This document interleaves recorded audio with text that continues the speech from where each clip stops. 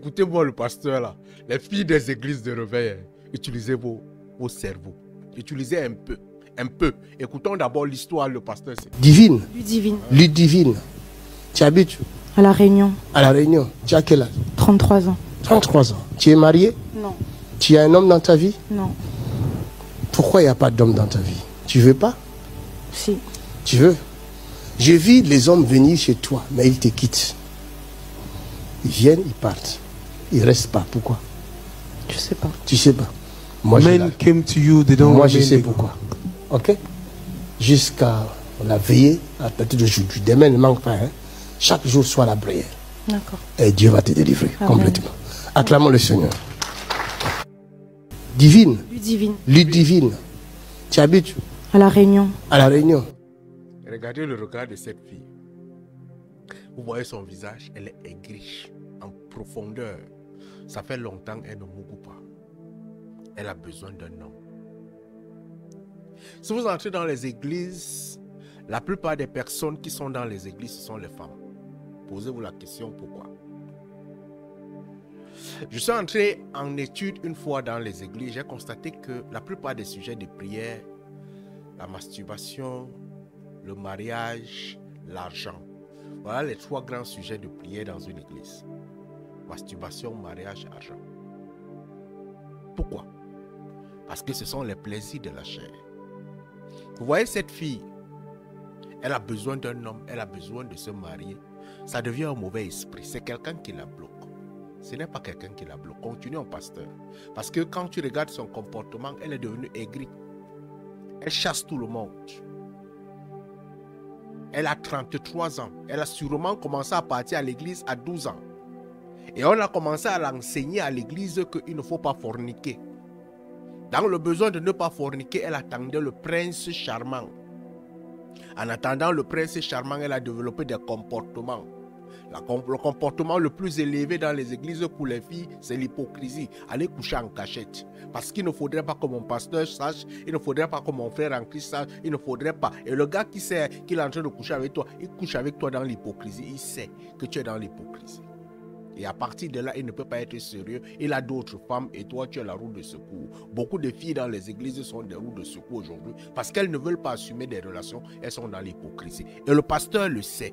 Et à force de beaucoup prier de quelque chose, Seigneur, le mari ne viendra pas. Parce que tu développes des comportements à l'attente que tout homme qui vient devant toi, il doit te dire le mari. Il ne doit pas te dire que petit ami, il ne doit pas commencer cela. Tu attends le mari et tu attends le mari que tu attends dans la prière. Parce que le pasteur t'a déjà montré les pistes du mari qui viendra dans la prière. Continuons à écouter le pasteur. Tu as quel âge? 33 ans. 33 ans. Tu es marié? Non.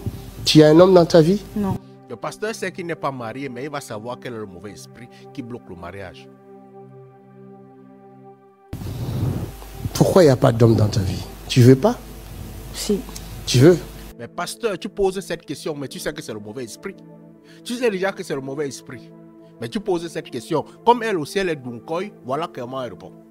Je vis les hommes venir chez toi, mais ils te quittent. Il a déjà vu. Mais il t'a demandé, tu es marié, tu n'as pas de femme, tu n'as rien. Il a vu tout ça. En avance, tu as répondu non. Maintenant, il voit les hommes venir chez toi qui ne restent pas. Vous voyez la manipulation psychologique. Ils viennent, ils partent. Ils restent pas. Pourquoi? Je sais pas. Tu sais pas. Moi, Men came to you, they don't moi, remain. Le pasteur, lui, sait. Il sait. On t'a éduqué ça depuis. Et tu as déjà à 33 ans, tu as développé des comportements, tu as développé une caracasse. Et tu crois que la caracasse là est bonne. Pour tout temps, tu es dans un enclos que tu ne sortiras pas. Et le pasteur va encore te plonger plus dans cet enclos. Allons-y avec le pasteur. c'est pourquoi. Ok? Jusqu'à la veillée, à Regarde son regard. partir d'aujourd'hui. Demain ne manque pas. Hein? Chaque jour soit la prière. D'accord. Et Dieu va te délivrer Amen. complètement. Acclamons le Seigneur. Chaque jour soit à la prière. Cette fille va abandonner même le travail pour aller à la prière. Et chaque jour qu'elle part à la prière, elle a minimum 25 € à payer comme dîme. Allons-y sur 20 €. Si elle part à la prière pendant 5 jours, elle a dépensé 100 €. Le pasteur, lui, il a 100 €. Il sait que plus tu pars, plus tu dépenses. Plus tu pars, plus tu dépenses. Et il sait qu'il n'y a rien que tu auras. Pourquoi? Parce que le mariage, ce n'est pas ça. Le mariage, pour pouvoir devenir marié avec une personne, vous devez vous aiguiser. C'est le fer qui aiguise le fer. Ce qui veut dire qu'il faut commencer avec une personne qui est sorcier.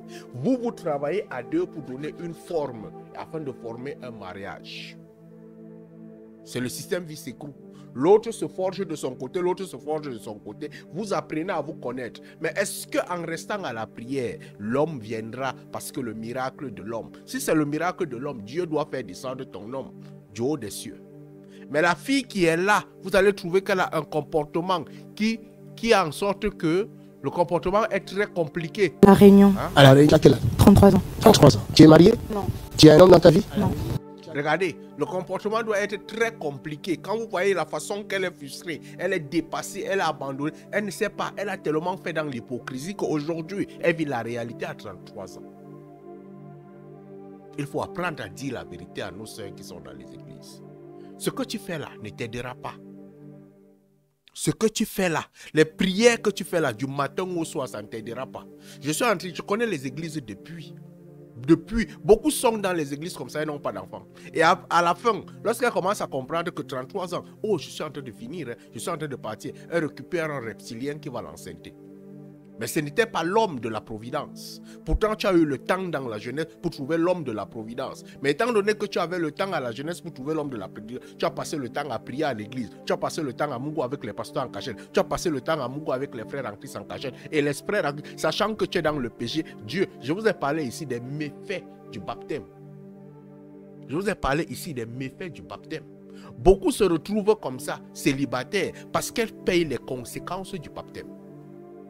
Le pasteur les a dit non, baptise-toi, fais ceci. Elle se baptise, elle est entrée dans les églises, elle persiste dans la fornication. Quand tu persistes dans la fornication, Dieu te maudit avec un esprit de malédiction de célibat. Tu es dans l'église, tu vas prier fatigué. Tu vas prier fatigué. Il faut apprendre à rappeler ça à nos sœurs, parce que ça, le pasteur ne l'aide pas. Le pasteur devrait te dire, ma fille, on va trouver un homme. Il y a un jeune frère ici à l'église qui est célibataire. Mettez-vous ensemble, vous commencez à vous travailler pour pouvoir vous marier. Ma fille, j'ai un homme ici là, qui a un frère en Christ. Est-ce que tu peux voir, si tu peux t'entendre avec lui, vous vous mariez, arrangez les mariages. Mais lui dit qu'elle vient prier. Tu calcules ta poche et va prier. Mais sache une chose, c'est que si tu as menti à Dieu et tu t'es baptisé dans l'eau, tu as continué à partir dans l'église, faire la fornication, faire ceci dans l'église, tu payes de conséquences et tu payeras plus. Allume ton cerveau, ma soeur.